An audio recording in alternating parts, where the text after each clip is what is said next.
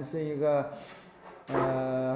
很特殊的日子，今年是文化大革命发动60周年，结束半个世纪。期间的这10年呢，就是中国人官方说的所谓的10年浩劫。而这个10年跟一个人的关系是非常密切的，这个人就是毛泽东的夫人江青。我们可以这样说，文革的发动一个标志性的事件，就是1966年7月8号毛泽东给江青的一封信，到现在为止是60年了。那文革的结束就是1976年江青在一场宫廷政变中被抓起来。那么江青在文革中，我们知道他一直有一个大家都知道的一个称呼，叫做文化大革命的旗手。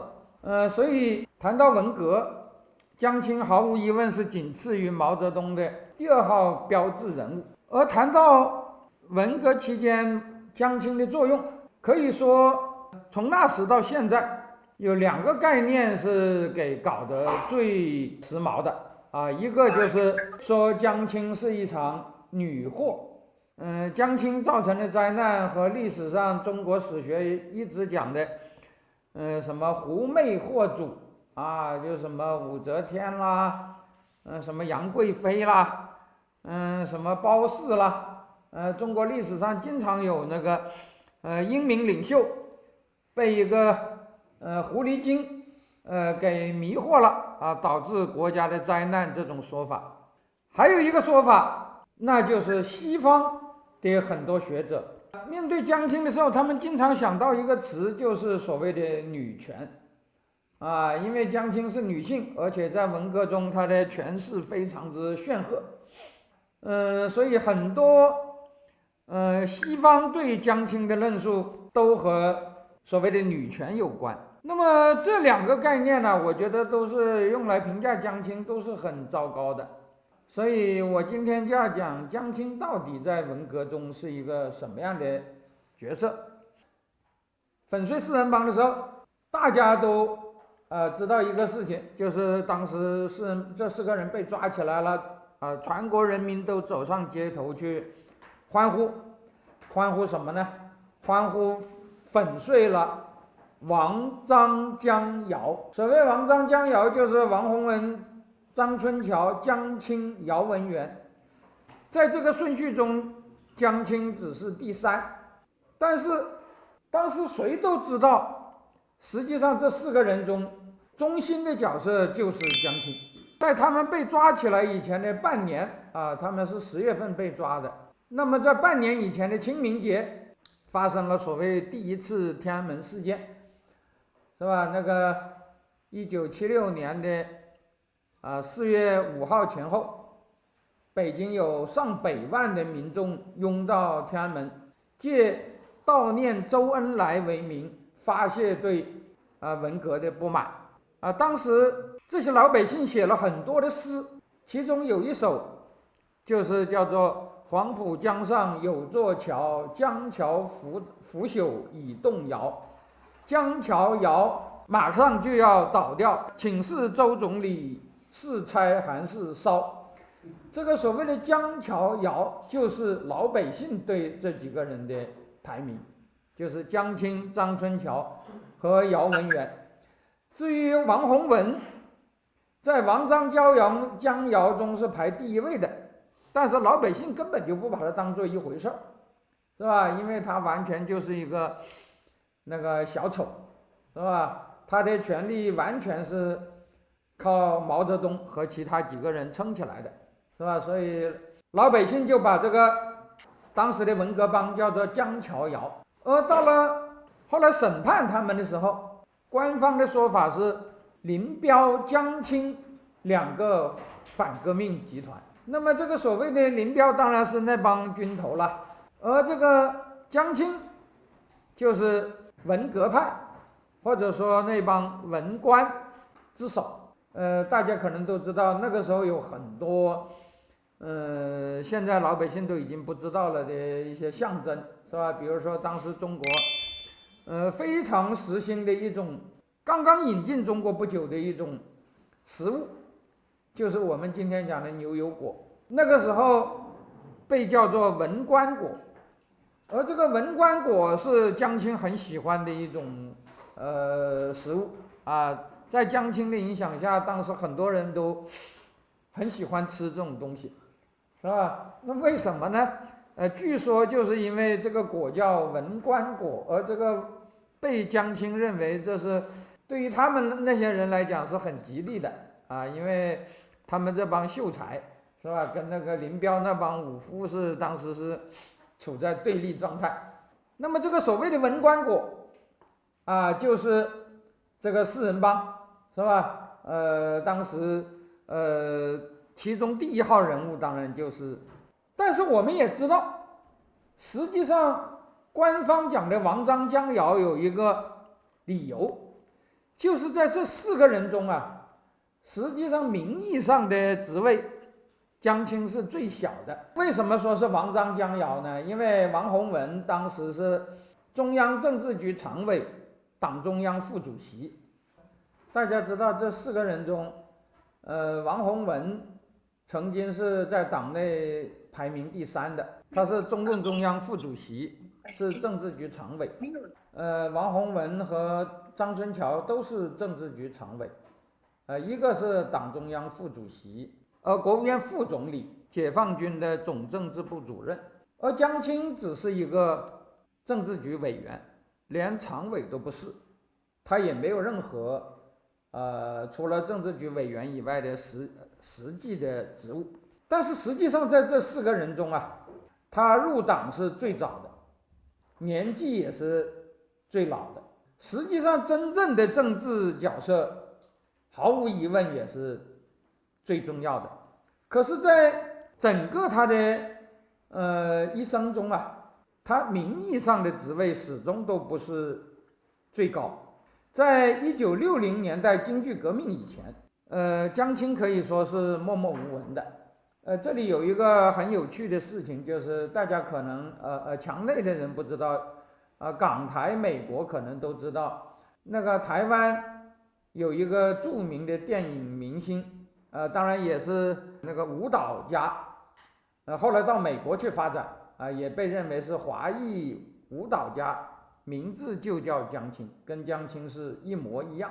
这个人早年是在中国，在大陆的，他是在上海出生的。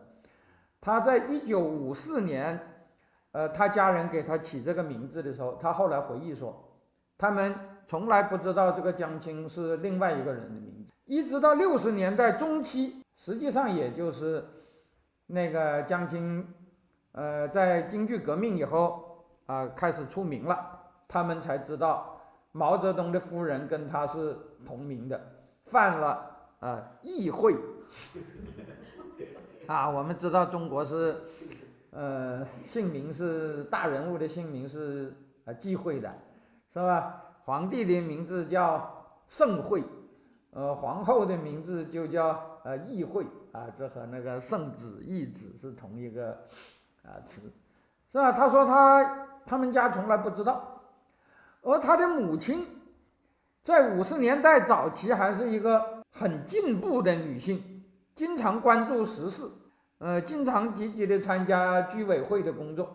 就那么一个人，他都不知道江青是谁，是吧？可见这个江青当时是真的是默默无闻的一直到京剧革命以前，可以说江青在这个高层的这些夫人中不如王光美、邓颖超知名。那么甚至在文革中他成了旗手以后，虽然谁都把他当作毛泽东的代言人，但实际上他的官职也一直不是最高，是吧？他一直没有进入政治局常委，而且也没有什么实际的职务。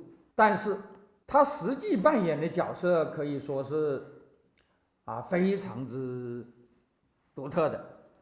其中一个典型的现象就是我们后来知道1966年7月8号毛泽东在湖南给江青写了一封信这个7月8号致江青的一封信，这封信后来作为中央文件传达到全党全国，但是并不是并不是这封信写的时候传达的，而是到了6年以后，在1972年的5月份，把它作为中央文件发到全国。那么这封信讲什么呢？大家知道，据说这封信是1966年7月8号写的，而这个时候江青刚刚进入中央文革小组，还不是中央委员，是吧？因为江青成为中央委员是在9大以后，那个时候他真正有的职务就是中央文革小组的副组长。但是毛泽东那个时候捧得最厉害的是林彪，是吧？林彪在66年地位急剧上升，到了8届12中全会以后，他就成了所谓的8届11中全会以后，他就成了所谓的副统帅，仅次于毛泽东。到了9大，他就正式列入党章，成为毛泽东的接班人。这当然也是毛泽东捧起来的。可是很有意思的是，在1966年7月8号的这封信中，主要的内容就是骂林彪，说林彪这个人图谋不轨，将来可能要搞政变。他现在捧我是假的，是为了拿我当棍子去打那些他不喜欢的人，是吧？毛泽东讲了一句很有名的话，叫做为了打鬼借助中求，是吧？大家可能知道中国古代有一个神话中的人物是专门打鬼的，就是中求，是吧？然后那个毛泽东说说林彪其实根本不是真的忠于我而是想利用我，而且林彪这个人很危险将来可能要发动政变。这封信是1972年传达出来到全国的。大家知道1971年林彪就出现913事件，是吧？那个全国人民当时都天下大哗，对这个毛主席的亲密战友英明的副统帅，是吧？毛主席的接班人林彪居然会谋杀毛泽东，失败以后逃到苏联，这个事情大家都大吃一惊。那么当然我们可以想到，毛泽东在这个时候公布这个信件，其实就是要回答当时老百姓的一个疑问：那么伟大的领袖，怎么会把这么一个人当做自己的接班人呢？是吧？然后毛泽东就传达了就拿出这封信，那意思就是说，早在1966年我就看透他了。那么到底有没有这封信？一直是个谜。而且传达这封信的时候，当时就说这封信是怎么呢？毛泽东写给江青以后，他还专门给江青说，你要拿这封信给周恩来看，然后让周恩来拿给林彪看。那意思大概是说要敲打一下林彪就说皇上已经注意你了你要小心一点当时按照传达的时候的说法是这样的。而毛泽东又交代周恩来和林彪看了以后，这封信要烧掉。所以在72年公布的时候，这封信已经不见了，没有了，给烧掉了。到底那个时候写的是什么，没人知道的，是吧？但是据说毛泽东在只是烧掉这封信的时候，让他当时的秘书徐业夫抄了一份，当时公布的就是这个抄件，还影印了，而且毛泽东还在这个抄件上做了2处改动。这个真的是很有意思改动的意思大概就是说毛泽东是认可这个抄件的。那么毛泽东到底写了没有写这封信？如果写了，这个内容和后来公布的是不是一样？这始终是一个有争论的问题。但是这个争论是不可能有答案的，是吧？因为毛泽东已经说了，这个是被烧掉了，是吧？所以这封信后来收进了建国以来毛泽东文稿，是吧？收进了这个建国以来毛泽东文稿的第12卷这说明官方是认可这个东西是毛泽东的。但是在收入这个文稿的时候，下面有一个注，说这是根据修改稿收录的。那么根据修改稿收录的，那原稿到底是什么大家都不知道，也不可能知道了，因为当事人都死光了，是吧？我们也不可能拿到原件。但是你不管怎么样，有一点可以肯定的就是，这封信说明什么问题呢？不管是什么内容，但是这封信足以说明，当时毛泽东对于党和国家的最高机密，他不给原来的接班人国家主席刘少奇当时已经即将被打倒了，他不给刘少奇说，这可以理解，他也不给他的亲密战友，他福利的东宫皇储继承人接班人林彪，他也不跟他说，周恩来也不知道。当时的大内总管，前任大内总管是杨尚昆，当时也已经倒台了继任的大内总管是汪东兴，他也不跟这两个人说，就跟自己的老婆说，而他的老婆那个时候连中央委员都不是，然后他就跟他老婆说林彪要发动政变什么什么之类的，是吧？而且如果按照后来的说法，他还让他老婆把这封信拿给周恩来、江青看，是吧？你说这个不是太奇怪了吗？那么大家当然知道这说明毛泽东最信任的人当然就是江青，是吧？尽管那个官不是公开的官，并不是很大。那么除了这封信以外这封信当然是1972年我们才知道的，是吧？传说是1966年7月8号就发了。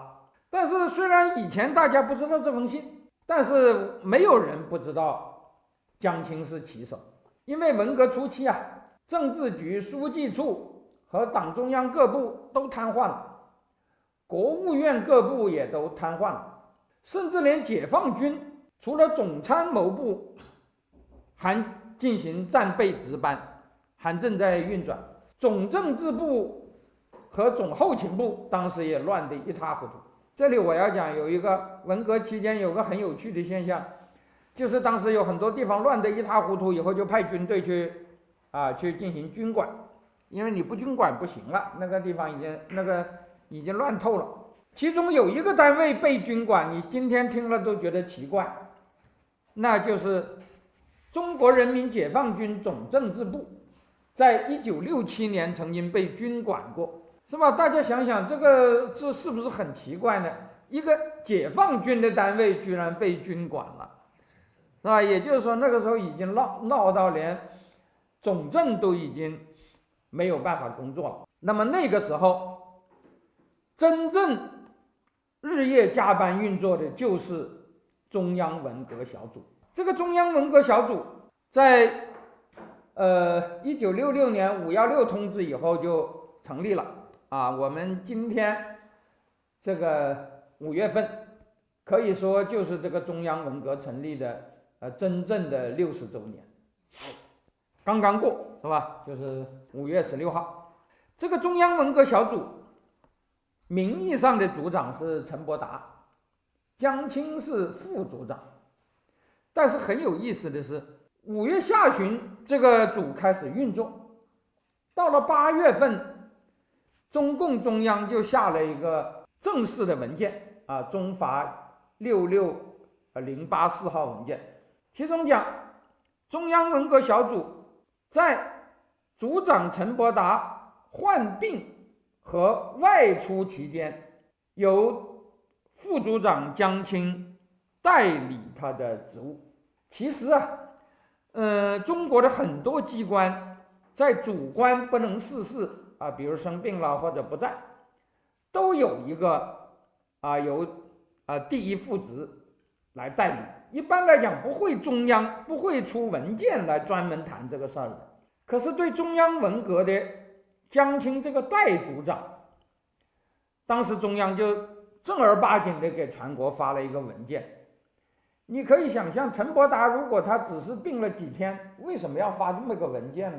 后来证明，陈伯达即使病好了，即使在北京，既没有出去，也没有病假，实际上中央文革管事的就是江青，陈伯达就是个傀儡。陈伯达后来多次讲过，他是个刘盆子，是吧？大家知道那个刘盆子。后来那个毛泽东也曾经把王洪文当作刘盆子，是吧？实际上就是不管事的。大家可能知道刘盆子就是一个姓刘的，刘邦的十几代的后裔，完全是个平民，是个放牛娃。后来天下大乱的时候，一些造反的人把他抓出来当傀儡，是吧？说他是皇帝，实际上这是个放牛娃，什么事都不管的，是吧？那么陈伯达后来一直说他就是个刘盆子。所以中央文革实际上是控制在江青的手里的，而当时因为党中央、书记处、中央各部、国务院各部、解放军的总后、总参、总后、总政都瘫痪了，所以当时处理党政军日常工作的机构是个什么呢？是一个叫做中央文革碰头会的这么个机构。这个碰头会包括中央文革小组的全部成员，还包括周恩来，因为周恩来当时已经没有内阁了他的国务院已经瘫痪了，他所有的各部都已经几乎不工作了，是吧？但是他可以参加这个中央文革碰头会。然后还有几个毛泽东点名的军头比如黄永胜、吴法宪之类的，是吧？当时号称叫中央军委办事组。这个办事组不是全部人都参加这个碰头会，而是每一次由周恩来通知几个人，是吧？周恩来他通知几个军人和中央文革的全体成员，每隔几天就开一个会，甚至有的时候最忙的时候天天都开会，就是处理所有中国的党政军的国家大事，就由这几个人来。那么这个碰头会理论上讲是周恩来主持的因为除了中央文革以外还有别人嘛，是吧？还有那个黄永胜这些军人还有周恩来自己。那么当然周恩来是主持人，但是在这个会上最活跃的仍然是江青。当时很多参加这个会的军头后来都回忆说，江青在那里头趾高气扬，而周恩来基本上是唯唯诺诺。那么后来戚本禹他是周恩来他是中央文革的大将，他说我们当时都觉得中央文革碰头会江青是司令员，而周恩来是政委，这挺有意思的，是吧？而当时包括我们当时经历过这个时代的人都知道，当时3天2头就以4个单位发红头文件对全国发号施令，这4个文件经常在大街上都可以看到，到处张贴的，就是中共中央、国务院、中央军委、中央文革，是吧？这4个单位4个红头，是吧？然后发布什么通告布告通令什么什么各种各样的文件，一有这个东西就全国都广播报纸也登，有的时候满街都贴内容五花八门，什么都有。在1968年11月以前，这4个头衔依次就是我刚才讲的中共中央、国务院、中央军委、中央文革。当然实际起作用的就是我刚才讲的中央文革碰头会，是吧？因为中央，你说中共中央，当时的中共中央的书记处、政治局都已经不工作了，是吧？你说国务院各部也都瘫痪了，甚至连解放军很多单位、很多那个军队部门也瘫痪了，是吧？实际上起作用的就是中央文革碰头会。到了1966年11月，这4个单位发文的时候次序改了，变成中共中央、中央文革、国务院和中央军委。中央文革排到了第2位，凌驾于国务院和这个中央军委之上。那么大家知道，到了9大以后，文革的高潮过去了。当时那个政治局9大以后成立了新的政治局，国务院也开始恢复了正常的运作。那么这个时候，1970年，中央文革名义上的组长陈伯达又被毛泽东打倒了。他在第2次庐山会议上，犯了错误，跟林彪走得太近，被毛泽东拿下了。拿下以后，中央文革一直就没有宣布废除，但是逐渐就不见了。可是就在这个时候，毛泽东在1970年11月6号，就是陈伯达垮台的2个月以后，又成立了一个很奇怪的机构，叫做中央组织宣传组。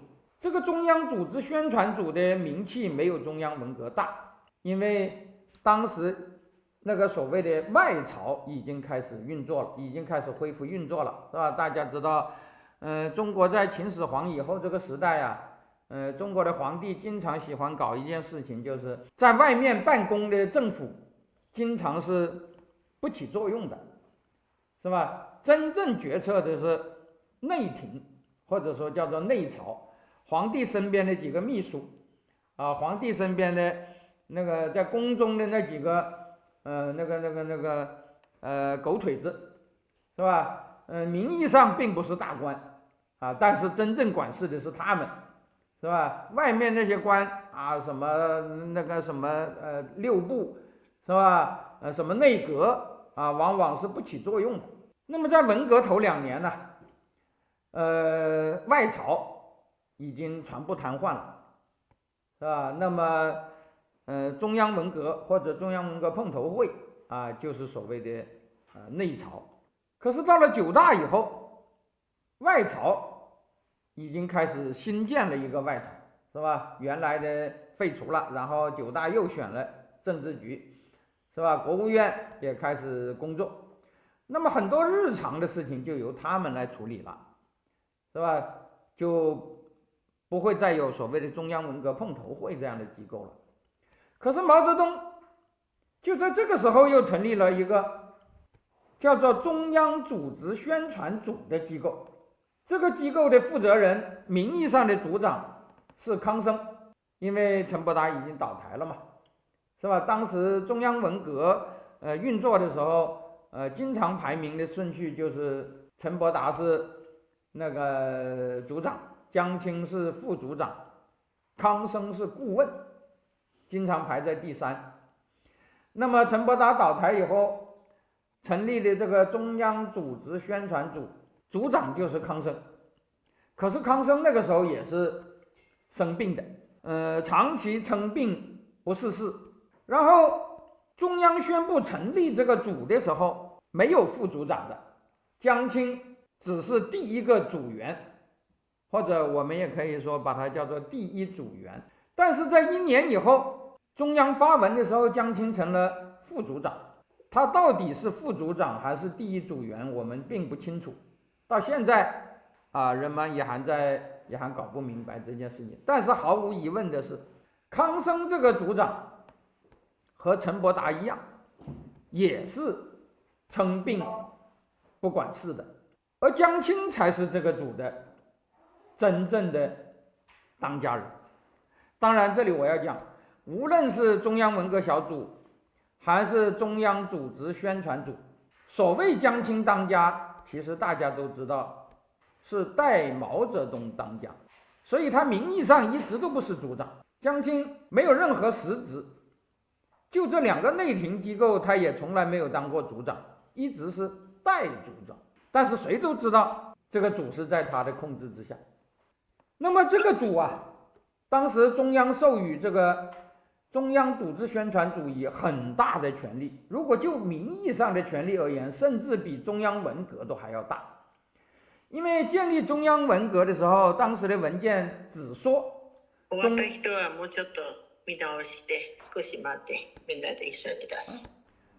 当时这个成立中央文革的时候，正式的文件只是说中央文革是领导文革的，并没有说中央文革会管中组部、中宣部这些部的事情。可是成立这个中央组织宣传组的时候，当时中共中央是正式发了文的，这个文件给他赋予了很多的权限，这个权限甚至比中央文革还要大，是吧？当时说中央组织宣传组管辖中共中央组织部、中央党校、人民日报、红旗杂志、中央广播事业局、光明日报、中央编译局的工作，以及中央委托他管的其他工作，这就没边了，是吧？什么工作都可以委托他去管。后来证明，共青赋也是由他管的，是吧？就是共青团中央、工会和妇联也是由他管的。后来国务院成立了2个组，一个科教组，一个文化组，也是由他管的。后来成立了中联部，中共中央对外联络部，当时下文说中联部也是归他管。那么这个职权的范围就比原来的中央文革管得还多了。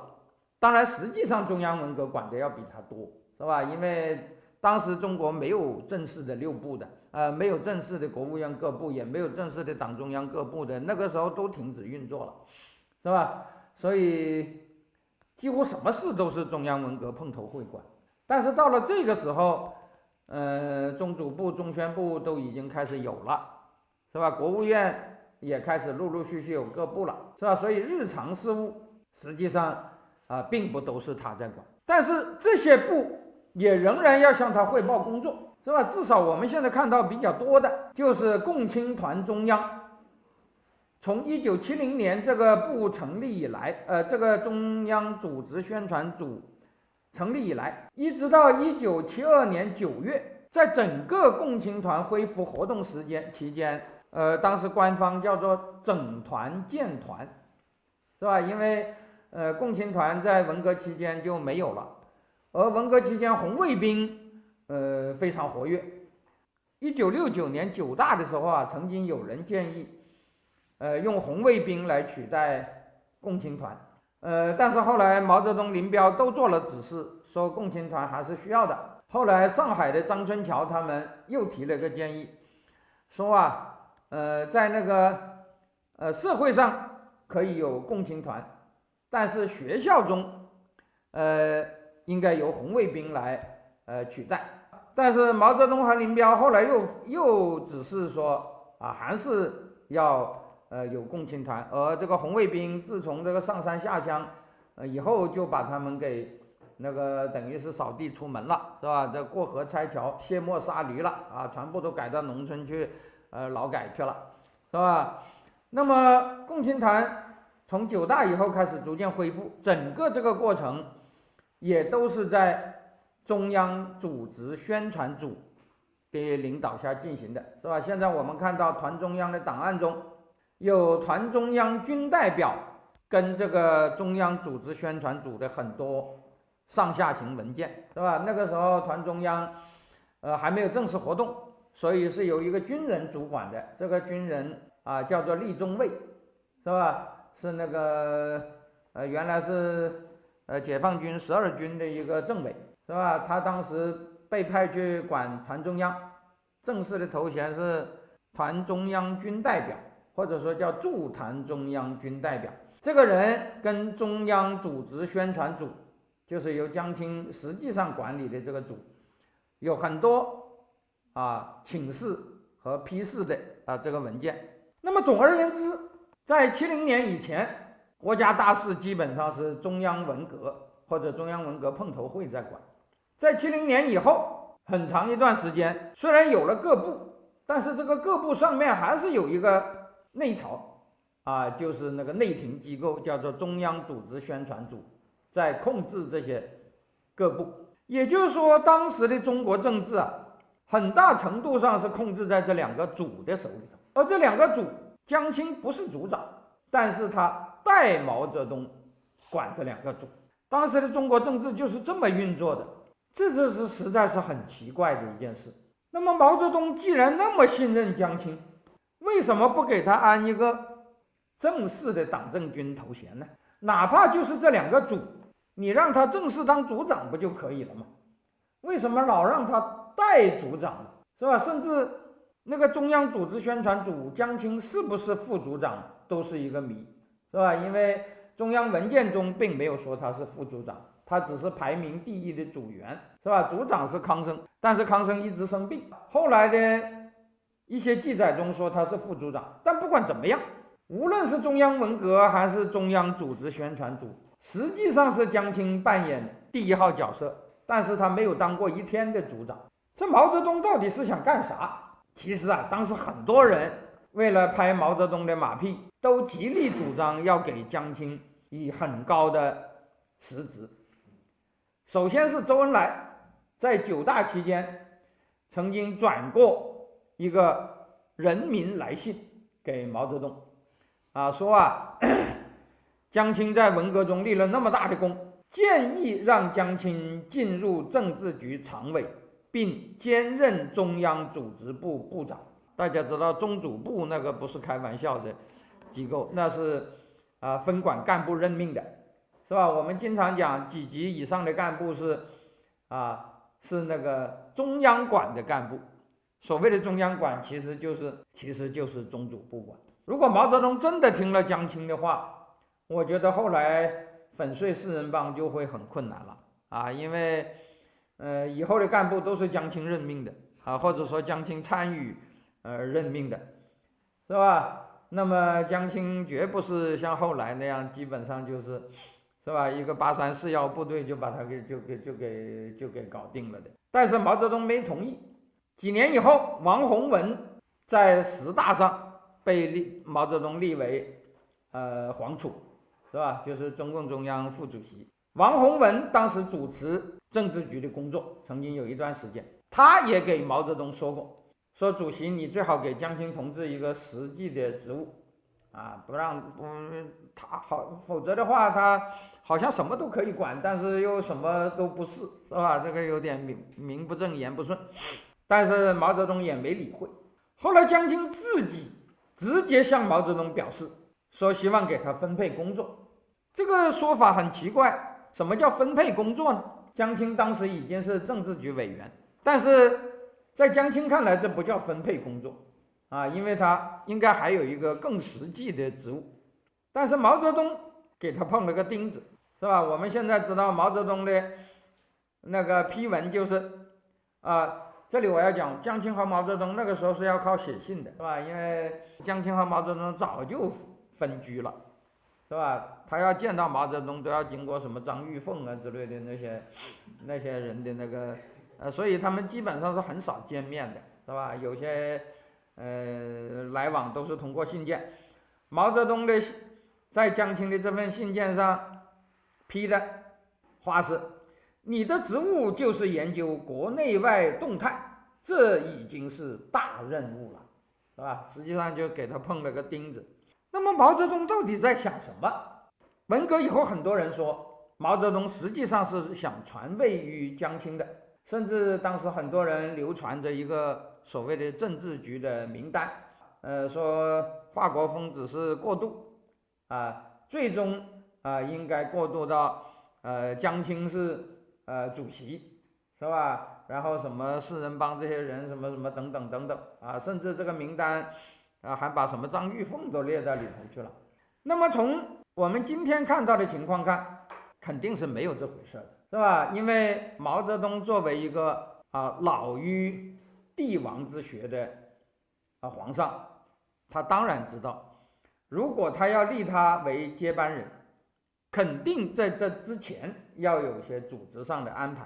我们也知道毛泽东历来明显的或者因为很受宠，大家都认为是他的接班人的那些人，是吧？比如高岗、刘少奇、林彪、王洪文、华国锋，乃至最后的毛远新，所有这些人有的是已经被立为接班人了，有的是大家觉得毛泽东很可能会立他们。这些人都有很多的实职，是吧？什么副主席啦，什么什么包括像毛远新也是大军区的政委，是吧？沈阳军区的政委，辽宁省的副省长，是吧？就是革委会副主任等等。而且我们知道共产党真的有很多国家，共产党国家是搞家天下的，是吧？比如北朝鲜，是吧？金日成传给了金正日，金正日传给了金正恩，金正恩现在好像要传给他的一个小女儿。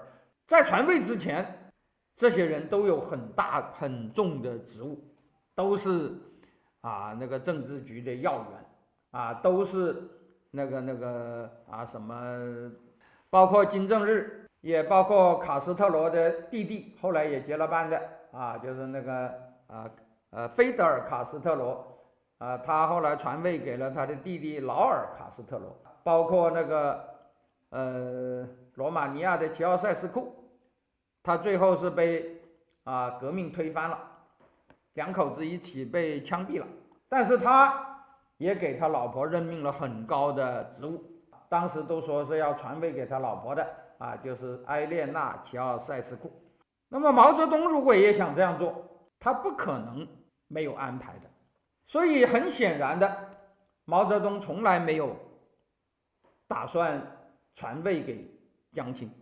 但是另一方面，我们刚才已经讲了，江青的权势当时是非常之显赫的，而且一直到后来，一直到毛泽东死，我们看到一个很有趣的现象，就是毛泽东经常不给江青面子，当着别人的面贬斥江青。他对江青的评价其实一直不高，在我看来还没有后来他给毛远新的评价高，是吧？但是有一点，谁要是跟江青过不去，很快就会大难临头。可以说文革10年来，毛泽东对江青的态度几经变化，但是最宠幸的时候也没有培植他为接班人，而最冷淡的时候也仍然视他为第一亲信。文革这10年呢，巴结江青的，被江青看好的人不见得就安全，但是跟江青关系搞坏的人毫无疑问都非常危险。基本上跟江青作对的人没有一个有好下场。当然了，跟江青走得很近的人也未见得就会得势。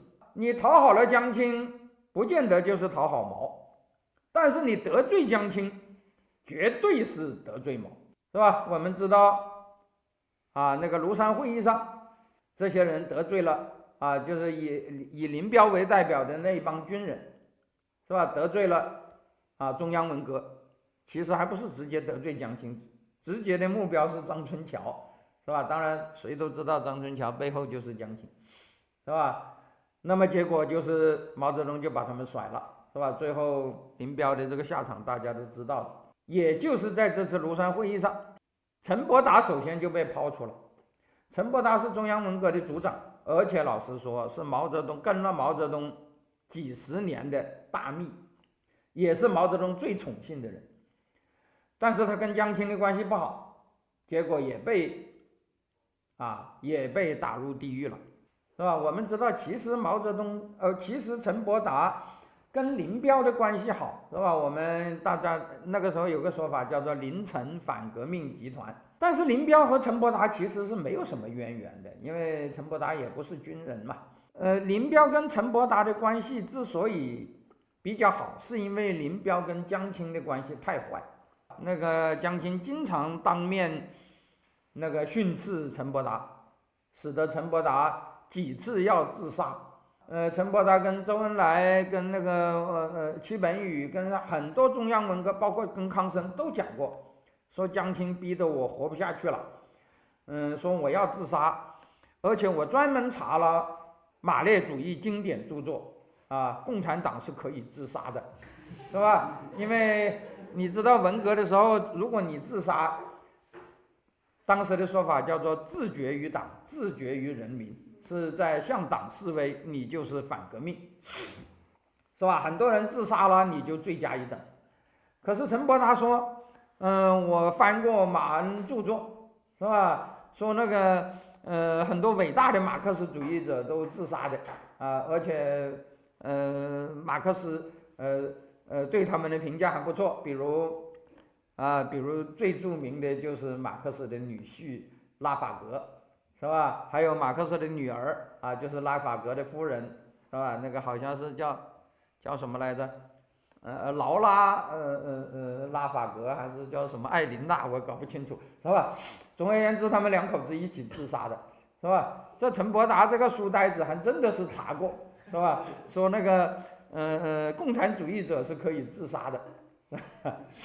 那么他搞到这种地步，所以他当然就跟林彪走得比较近啊，结果后来就被整下去了。那么也正是因为这样，所以这个林彪至于林彪的，比如周恩来，周恩来是始终知道，哪怕毛泽东再训斥江青，我也不能对江青有任何不敬的。大家知道周恩来在那个主持文革碰头会的时候，给几个军人讲过啊，说我们处理中央政治，中央政治是什么？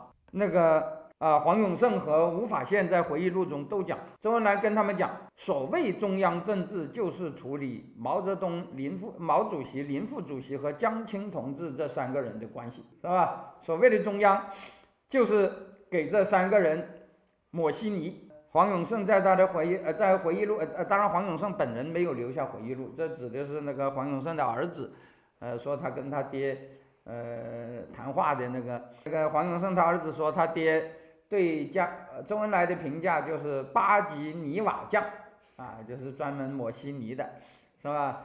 主要的工作就是协调毛林江这三个人的那个关系。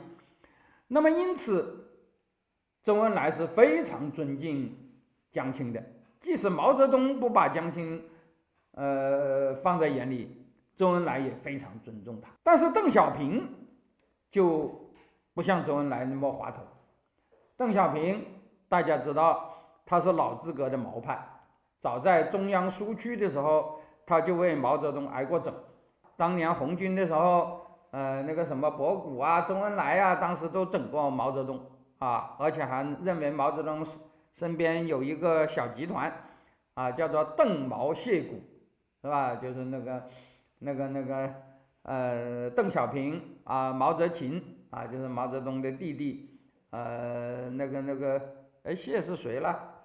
我一下子忘记了。古就是古大纯，是吧？那么这是中共最早的毛派了，是吧？那么第一个就是邓小平，是吧？所以邓小平曾经得罪过毛泽东，是吧？曾经2次被打倒，但是毛泽东在他的最后时期没有人可用了，又把邓小平再扶植起来，是吧？让他第3度登了大位。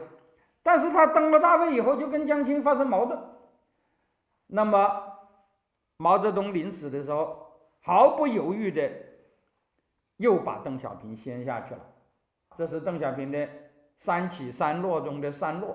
那么在中共党和国家排名第4位的就是康生。